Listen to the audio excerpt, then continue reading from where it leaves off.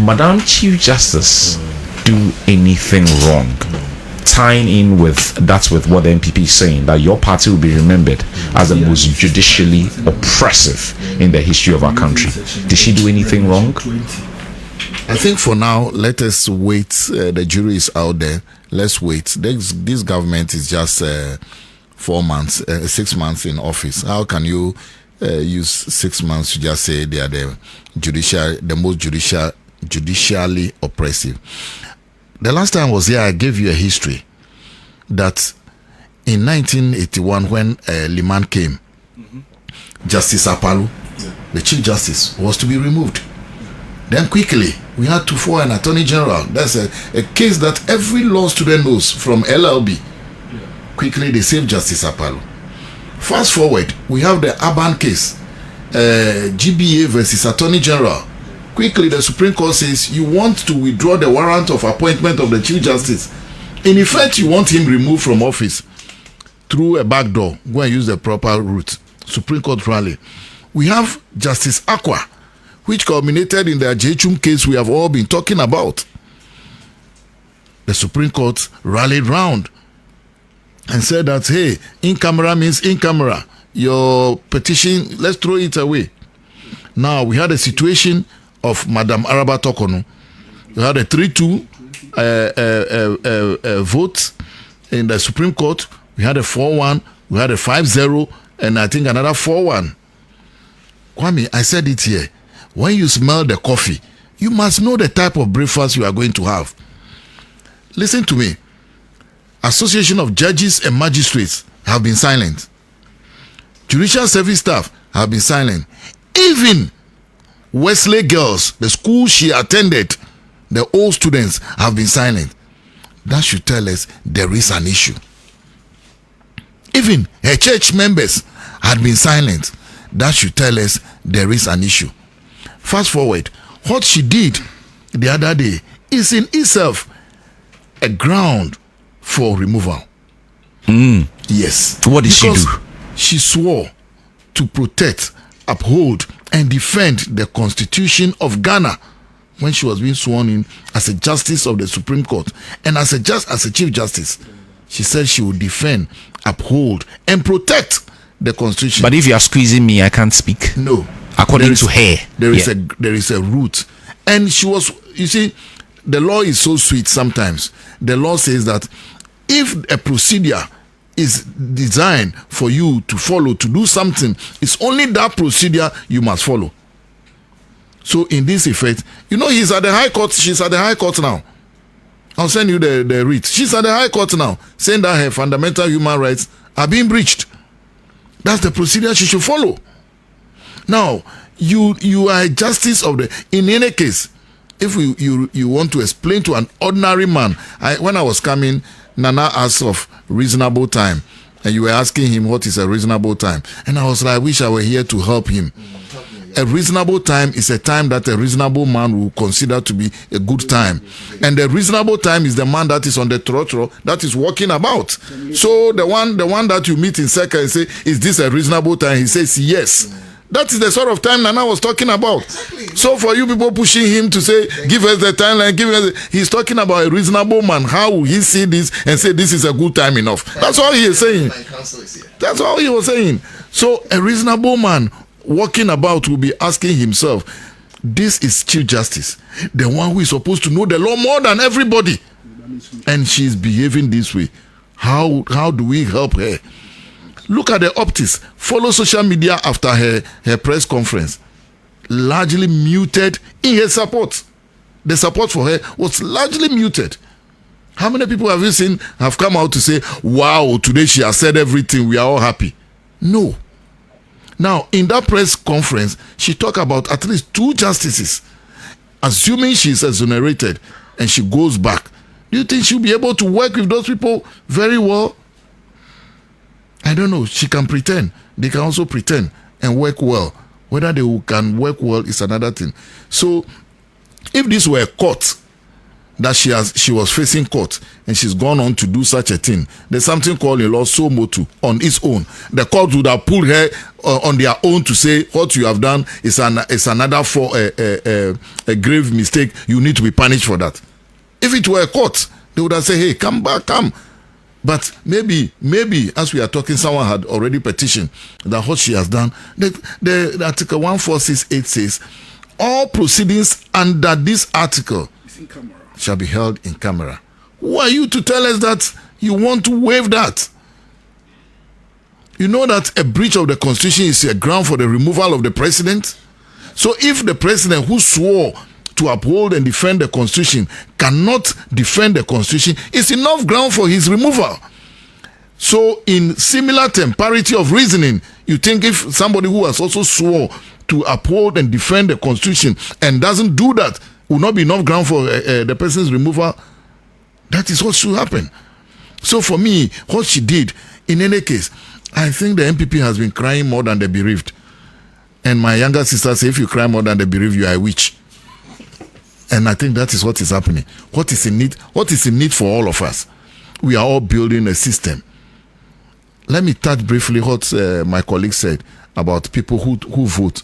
When we were about to enter 1992, and President Rawlings of blessed memory says, I don't believe in this democracy because not a lot of people reason and understand what he meant by this democracy and choose right people for us. It was bastardized today. I saw a notice flying all over why the Chinese don't vote. Because they select people who will go and do it. Today, Rawlings appear to be vindicated. Back to the Chief Justice. So for me, what she did, needless. And I said it on a sister platform. She was just giving her the judicial version of Wontumi's cry. Counsel, that's harsh. What is harsh about it? Ghana for Munsorio. That's it. She said it here. You didn't hear that if you decide to be quiet and it happens tomorrow. Yeah. What do you mean? What is she saying? In Tree, and she's saying it in English. I mean, Counsel, yes, that two people are. She said it. No, I am not. She said it. You didn't hear it. We are even entitled to our interpretation. She said it. She said it. No host can force now us to think about it. Yes, she said it. That if you decide to be quiet today. Yes. If you decide, and it's the same thing as Munsorio. It's the same thing. Yes. If you decide to be quiet today, I'm telling you, it was needless. The PR work was good. The fallout, the optics was very bad. Where I like power was when at a point she felt like crying. No, I thought at the stage I thought she was going to break down. Well. I thought she was going to break down. And if you have ever seen, you see, the last time she was in court herself, she was in court herself. You saw how people were trying to take pictures of her. And I said it here, you go to court. Those days, they were court class. The moment you are passing, they even want to lie on the floor for you to walk on. Now you are in court. Then they say, case number JCs through 42s through 2025. Her ladyship, Gertrude Esaba Saki Torkornoo versus Attorney General and blah blah. Then you stand up. Then that clerk will turn to the bench and say, my lords, applicant present.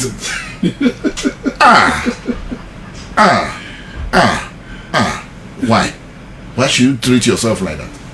I will never. Is she being ill-advised? Respectfully, is she being ill-advised? Okay, you might not like this, but you see, Chino Achebe once said, it is the stubborn fly that follows the corpse to the grave. See, sometimes you could be advised. Advice is not compulsory. You look at it yourself and say, I'll give up this.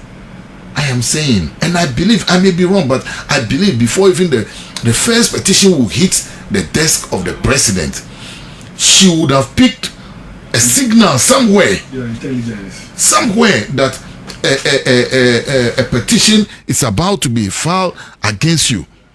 If she had left then, she would have had everything. Felice Ofosu-Kwakye would have written nice English, would all have been happy because I want to leave a judiciary intact. I want to do this well. I love Ghana. I love our democracy. And she would have even negotiated. Maybe by now she's Ghana's High Commissioner to Nigeria.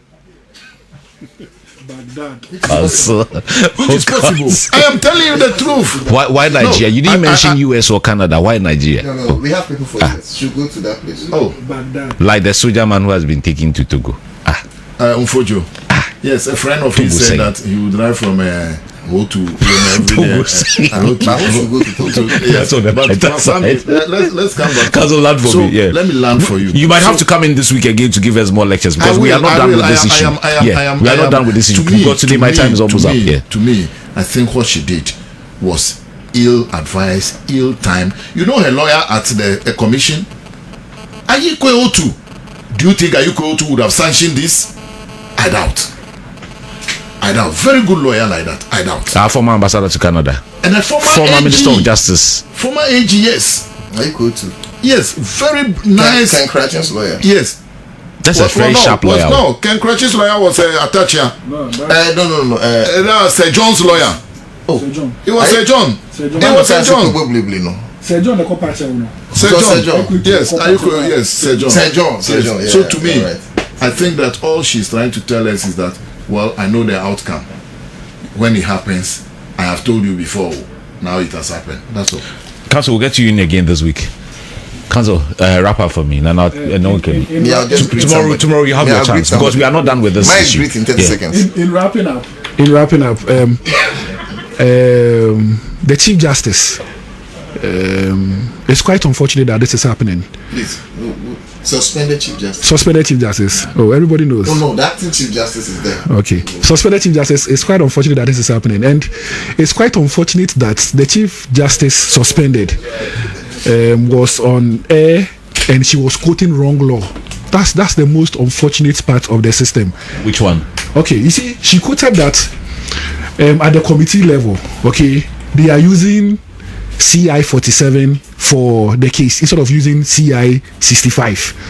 See, if you go to CI 65 section 20, which I will allow Nana to read for me because he will not have time to talk. Application of rules. Read for my listeners. May deviate from the application of a provision of this rules. So you see, a commission may deviate from the application of using this word, these rules. Where, in the opinion of the members of the commission, strict adherence to the provision is not compatible with or is not essential to the performance of the functions of the commission. What goes on? What is the next provision? 2. Subject to these rules, the High Court, into like a civil procedure, rules 2004, blah blah blah, shall apply to the proceedings of a commission. She said that when she went there, they are using CI 47. Yes. And the CI 65 is saying that they should use what? The CI 47. Yes. Then I read the 21 for the public to hear. 21 interpretation. Yes. In this, you go to Supreme Court. In these rules, unless the context otherwise requires, chairperson includes a sole commissioner appointed under clause 2 of Article 278 of the Constitution. We are looking at Article 146, not at Article 278. So this CI 65 is used in appointing people to Article 278. So commissioners. Do you understand? So this law that she quoted is not applicable. Yes. So I am wondering where she had her notes from, and who you see. And this is the same woman who was sitting at the Supreme Court quoting law. But somebody who need waiver for in-camera discussion. This woman was quoting law. You see, sometimes they behave like the entire Ghana is for them. They pick and choose. The law says clearly. Okay, look at what is stated in Article 1468. He said, it shall be shall be what? In camera. And you are saying that you are waiving. Who are you to waive? Who are you? Article 17 stipulates that all persons shall be equal before what? The law, regardless of their race. Better Ghanaian than me, but I'm suspended Chief Justice. Unfortunately, my time is up. What are we talking about?